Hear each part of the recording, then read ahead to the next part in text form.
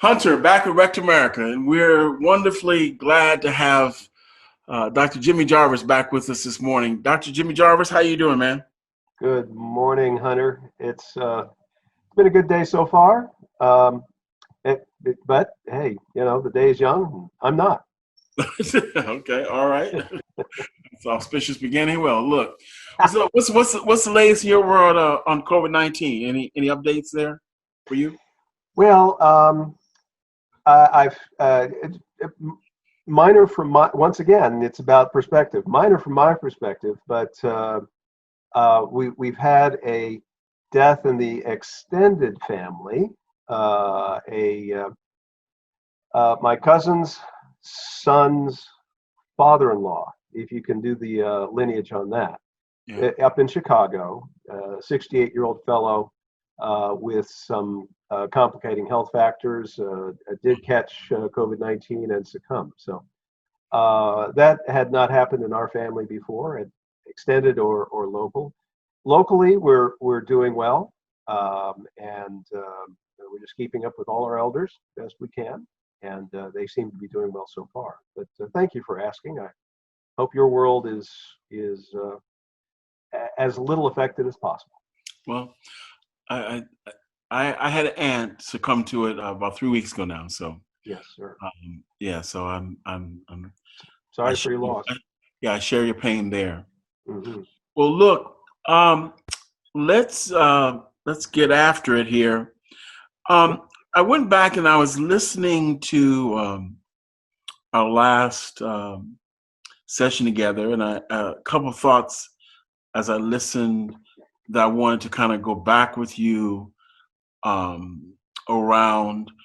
Um, and it occurred to me we were talking about cast of characters and the persistence of our characters, and as I reflected back on it again, I was listening to our conversation. Um, what I picked up on was the whole idea of uh, our having our latent powerful characters, which are part of our who we are, um, and um, and what became really kind of in the forefront of my mind in terms of thinking about it was their persistence, and uh, and their persistence, not just in a malignant sense or not just in a way of acting out, or but their persistence uh, as protectors of us from early on, Right. and thus while their behavior, our existence, our life may not conform to the roles that we are at any given moment in uh, playing or seemingly important to us, Hmm. their presence as part of who we are is is with us, has been with us, and is not going anywhere. Can you speak to that? I think so.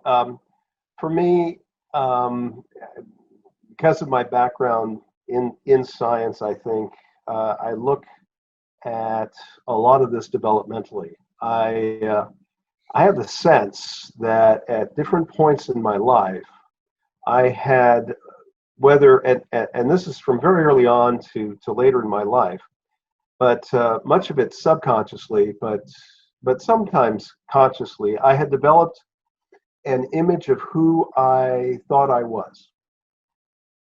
Now, I try to use my words as carefully as possible. Who I thought I was did not necessarily define who I actually was, but it's what I thought of myself and who I thought I was in the context of where I was in my development and in society where I was at the time.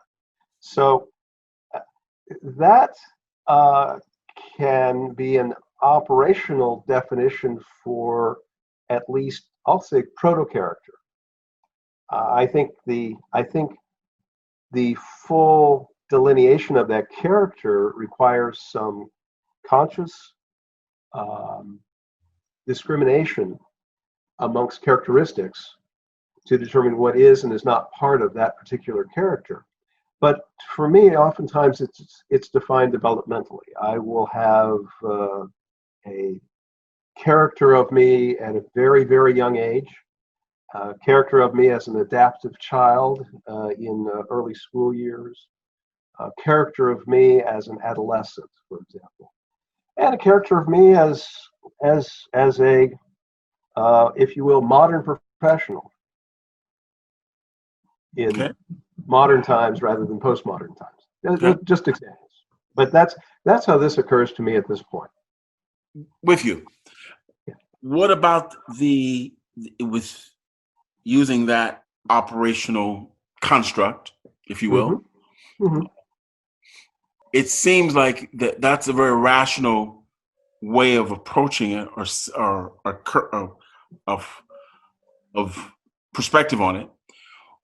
How do you, with that construct, what do you do with rather that which is deviant and doesn't align with that construct moving forward in a wholesome, fulsome way? I'm going to start with your statement and then go to your question. Okay. Because what occurs to me as you say a rational construct, I'm going to say it's a rationalized construct. Okay. Okay. I have made up in my mind that this is what I was thinking and acting like and what my being was at the time. Okay. Now, it's only as rational as I may be at that time, if you will. So I'm not sure how rational it always is. So I wanted to be careful not to overassume anything there, just as a starting point. And then the other part is this attempt to rationalize what I have been in the past is part of my journey of acceptance. See, for me, this is where recovery comes into play, because I have not been at peace with, I'll just shorten the terminology, I have not been at peace with my characters for much of my life. They war with each other. They war with the conscious self of me at the time.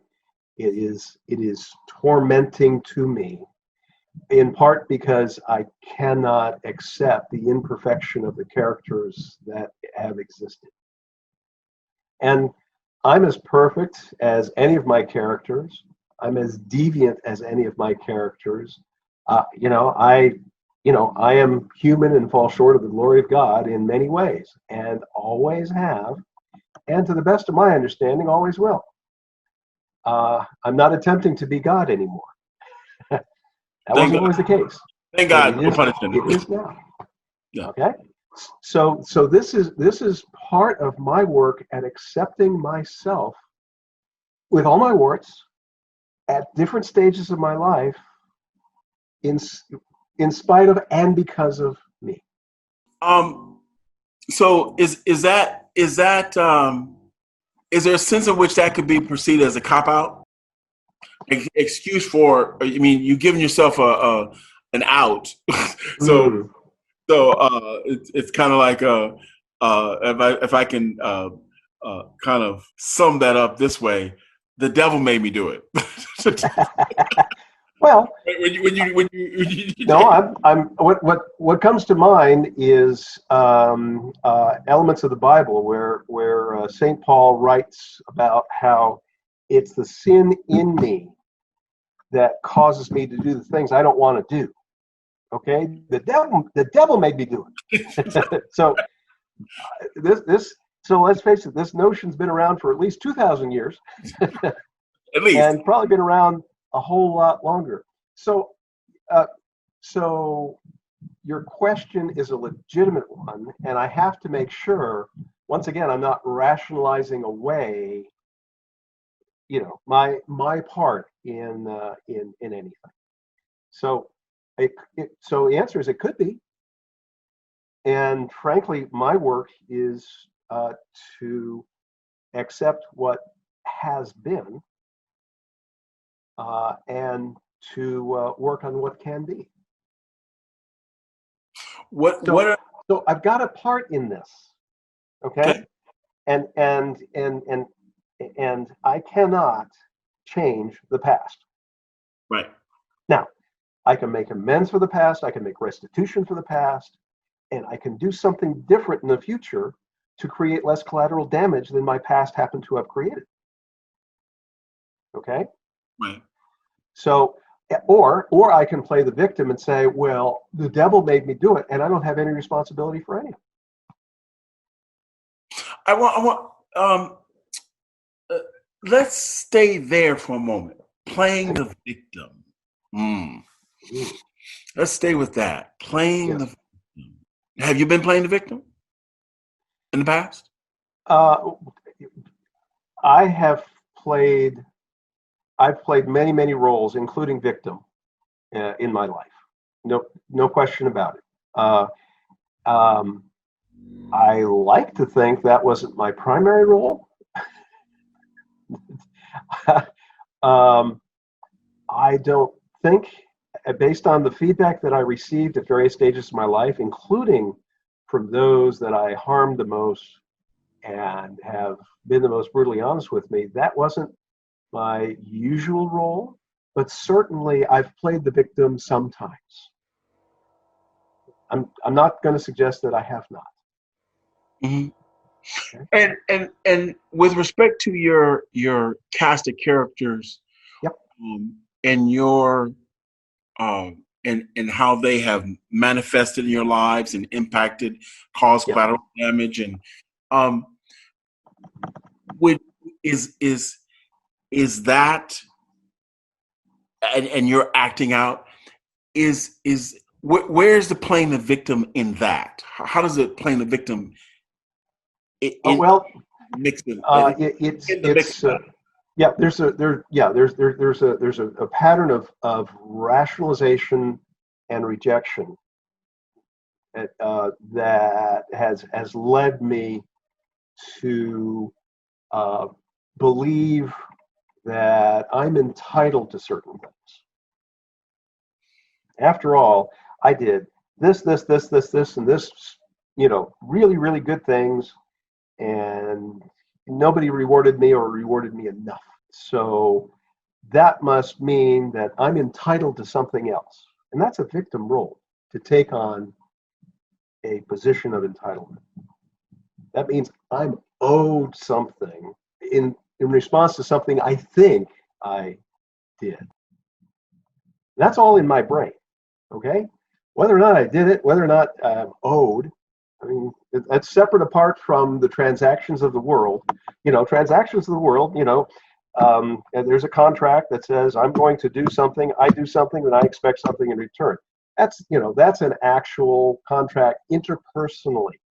But when I do it on my terms, my way, and set expectations, which are not met by somebody else that I have not contracted with, and I'm setting myself up for the resentment associated with entitlement. That's how I can play victim, and when I play victim, that's when I can go to my acting out behaviors. I hear you, Dr. Jimmy. Answer this for me, if you could, if you can. That makes sense as we're having this conversation. I'm thinking of though your character, your cast of characters, Mm-hmm. and the extent to which the world the things occur to them, Mm-hmm. and and and I hear you understanding, as you just said, about entitlement Yeah. and where that comes in. But as they understand it, Yeah. and as they understand it, and move you to behave in certain ways.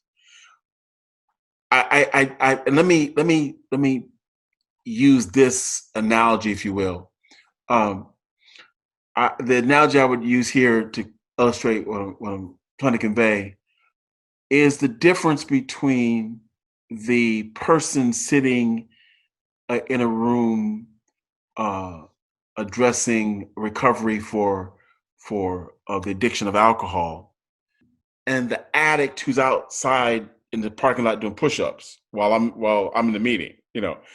I can sit in a meeting and talk about and all this makes all this makes sense and Oh yeah, yeah. Oh, absolutely. But what about me out there? out Yeah, there. because that's still me. Right, all right. I'll Last be time I checked, that ain't got anybody else's fingerprints. Okay, same fingerprint. That's me. right. And when you finish sitting in that meeting, rationalize and talking about, I'll be waiting for you. And frankly, that's why we say, that's why I say when I'm in that meeting, I'm not acting out. Thank God. But because there's part of me that wants to be, but it's not in the meeting. How's that? Right. So you see what I'm saying? Yeah. No. What I'm reminded of in this part of the conversation is the stories of Sherlock Holmes. Hmm. And it's been portrayed in movies and TV series, and some done better than others. But I recall at the end of many of the episodes, Holmes is satisfied that the case is solved, as bizarre as it is, and everything's good. But he's only interested in one thing at that point. He has to satisfy his craving. After all, he's entitled. And so he says, Watson, the needle. And his enabler, thusly provides what is necessary so Holmes can continue with his existence. So that's entitlement. Mm-hmm. And that's Sherlock Holmes as the victim. Mm. He thinks he's entitled to something that he wants. Okay. I believe my addict has the same feeling, particularly when something, it happens when things go well, it happens when things don't go well. It can happen for a variety of rationalizations. I was going to say reasons, but they're not necessarily reasonable. So then where lieth the hope from this standpoint? Yeah. Choice. Okay, let me finish. If I may. Sorry, I hit the buzzer too fast. Thank you. I'll back off. Please complete the question. Thank you. I may get the same answer, but anyway. Hey. Yeah. Give it a try. It's okay. Where lies the hope from the standpoint of this in what you're saying? It is in doing work. It seems is work an exercise in futility, given that this seems like a vicious cycle. And is, so you get my question. Where lies the hope if it's just going to be, Well, and just carrying on from the question, I was deluding myself that there was any hope for 35 years. It was only when I was able, and I'll get back to how, but it was only when I was able to have a choice about what I would do about something that I could begin to have hope again. Say more. That for me is at the heart of the recovery process, that the 12 steps to recovery, in my case, gave me the ability to recognize the parts I had and the things that I was doing, and therefore a choice in doing what I could be aware of doing. I couldn't do it myself, so I needed the groups and power greater than myself to help me stop having no choice. Then I had to determine what kind of choice I wanted to make by differentiating between the extremes I've acted in and the balance that I could prefer if I so chose. So I needed a choice, and that's what recovery gave me, was a choice. So longer version of the original answer. So choice, the power of choice is what makes doing the work not amount to an exercise in futility. Is that right? Yes. I think that's what it really boils down to. I mean, books have been written on this, but for me, yes. Okay. And what about and that power of choice? What is the connection? The power of choice, and might I say the nature of your any one of your cast of characters, or latent powerful character, or the insidious nature of what might be construed as some kind of deviant behavior. What about that? What is the connection between choice and that reality?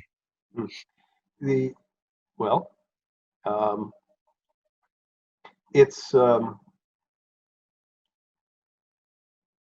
complex, which means I have an imperfect understanding of it.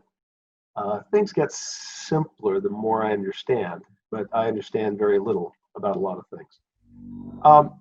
What I will say about this is, and this is where the definition of the characters, plural, becomes very important for me, because I need to understand that at any stage of my life, I was as perfect as I am now. I have no need to fictionalize or mythologize any past. I am both good and bad. I am human. I'm whether a young human, an old human, a middle-aged human, I am human. And it's about acceptance of myself at any particular stage of my life. Okay? That means that I can accept the deviant, the perfect, the beautiful, the ugly, all different aspects. I'm not saying this is easy. I'm not saying the journey to this point has been easy. On the contrary, it's been long and arduous, and I've already talked about buying 2 BMWs for psychotherapists so far in my career as an informed consumer of such services. But that's, I know that's how it works for some people, and it certainly did for me. It's been an arduous journey to the point of reaching the acceptance I need so that I can choose to act whether the same or differently from the way I've acted before. Freedom, as we say, is not free. Freedom is the ability to choose. And it's not free for the individual or for society. And there are different ways we have to pay for it at different levels of analysis. But can you choose? And yeah. So if I can once again, I hit the buzzer real quick. I've got good reaction time. Yeah. Last conversation we talked about how even after you had what you inflicted upon your mate, you went back out. So Yeah. if you could choose, if you had the power to choose, why'd you do that? Because I had not yet developed the power to choose. Okay. I was, and I continue to be, a work in progress. So just because cataclysm occurred didn't mean that I had changed enough to give myself a choice in different circumstances. I could in some, I could in a few, but not in all. And there, was more work that I needed to do. And it took me another 4 years So to reach that point. in 2 years, should you do something like that, what will be what's the answer? Do you? I mean, what will be that? Well, if I do, I have chosen to remain in relationship with my partner.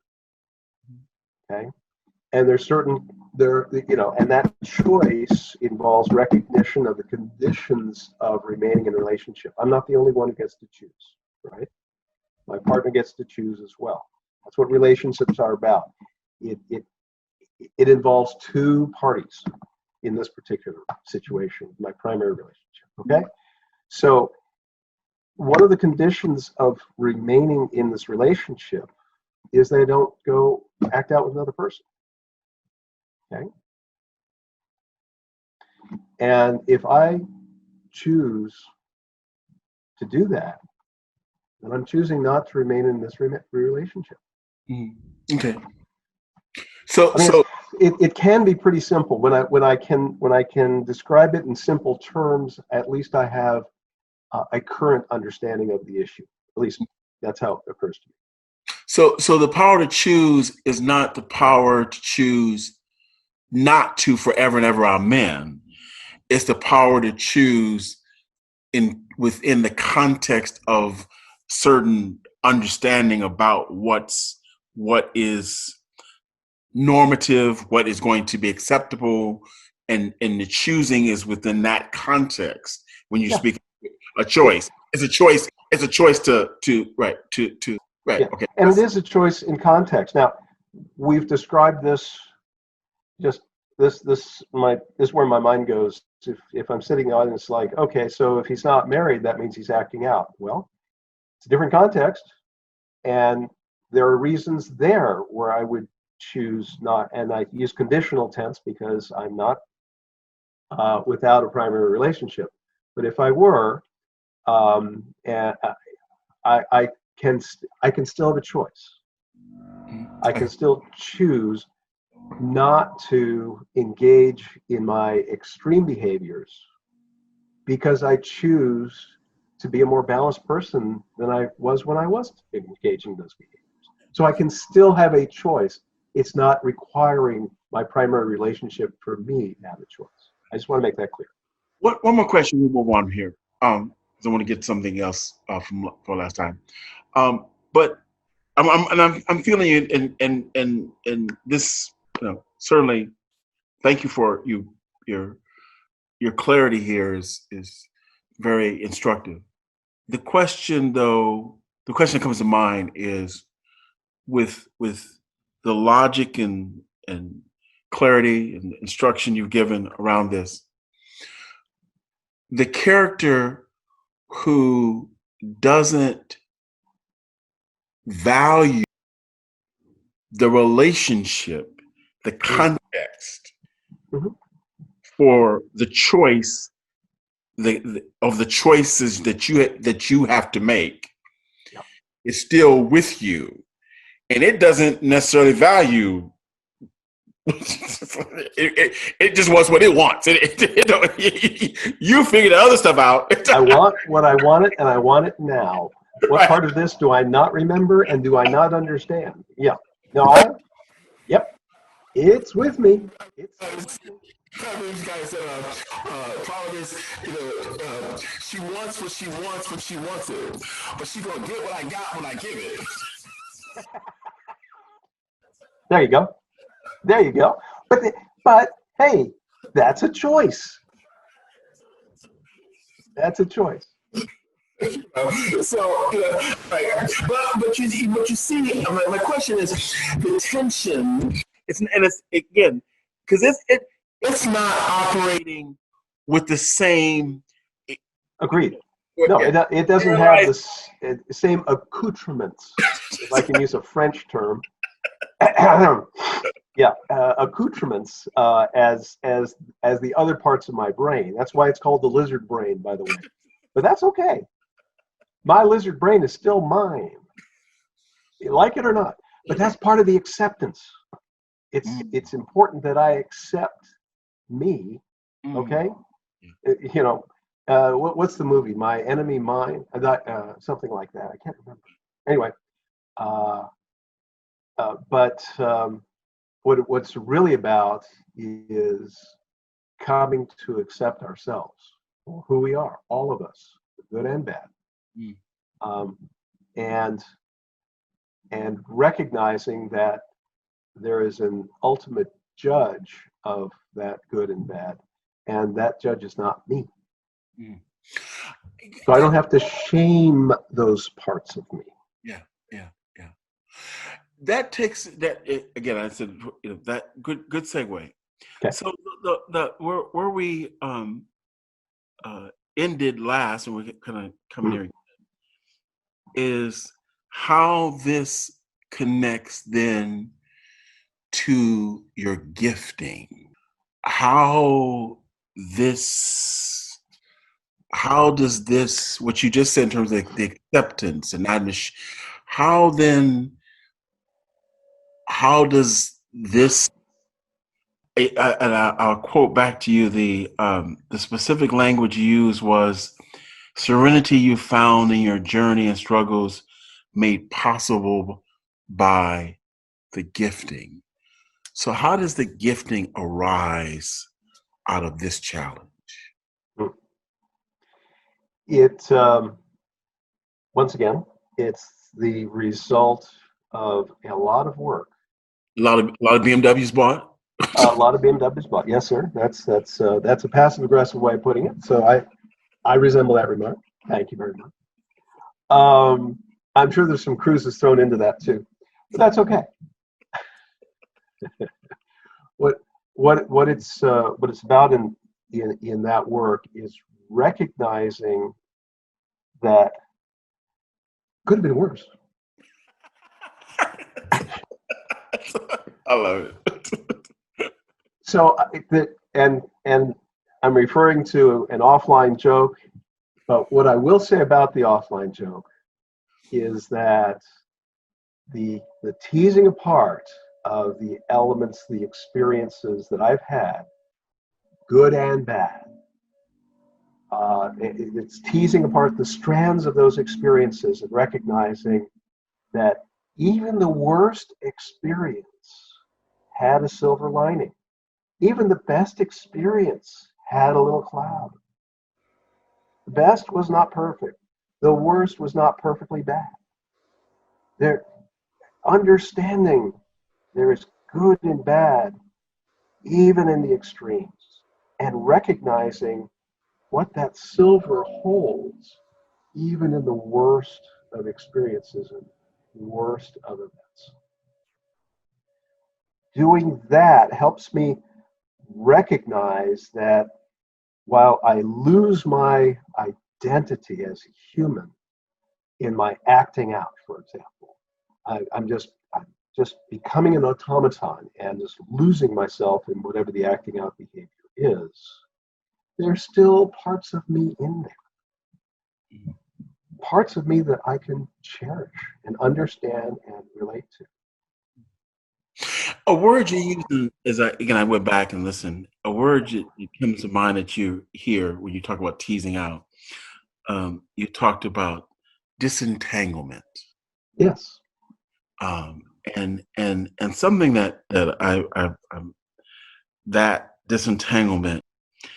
Um, I was listening to something this week, and a phrase that was used somewhere from literature was uh, the awful grace of God. Wow.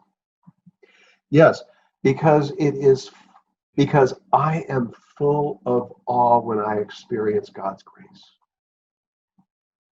The awful grace of God. I am full of that awe when I can be aware of the grace that's actually there all the time. And the disentanglement. Well, the disentanglement allows me to see through the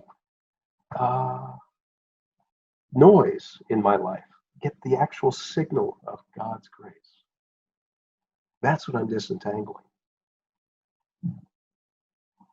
Whether it's a web of my own lies or my own consequences, or a web of the destruction around me, disentangling those webs and seeing through to what God has available for me